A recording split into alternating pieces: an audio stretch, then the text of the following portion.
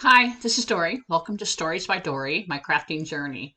This tutorial is on how to remove cardstock from the mat when doing 3D layered cardstock projects, plus a tip on easy disposal of cardstock scraps. I'm going to show you a couple of tricks that I use when I'm working with cardstock, especially when I'm doing a 3D layer project, because typically that means I might be working with 8 to 10 to 12 layers, depending on the complexity. So one of the things that I do is I actually use 3 mats. That way I can load my paper up and continue feeding it.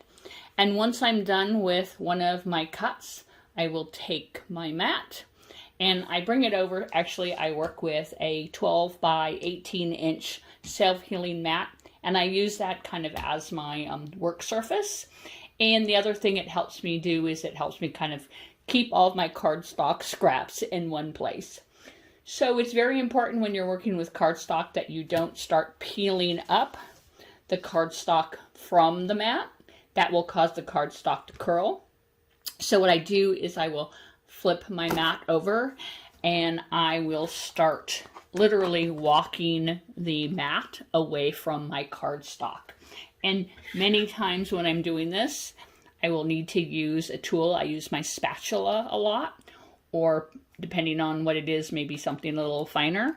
And I'll kind of pick at the parts that aren't coming up that they should. So right now I'm just kind of walking my mat away using my spatula to pull down the parts that are sticking. And typically this works pretty well. As you can see, I'm bending back the mat quite a bit.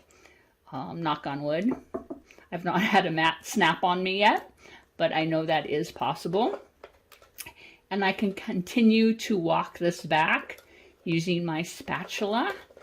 And when I get towards the very end, I'm really careful because I don't want my mat to kind of flip on me. And I'll work it all the way back, keeping my hand firmly on the mat until I can roll it off totally. And then I'll hold it and move it out of the way. And I'll continue working my way through that. Grab my cut piece, pick it up, shake loose the bits and parts,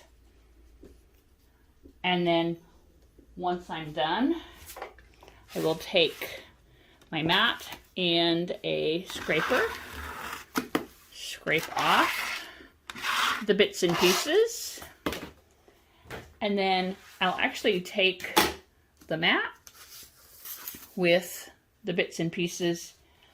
I will curl it up, and then what I'm going to do is walk my way over to my garbage,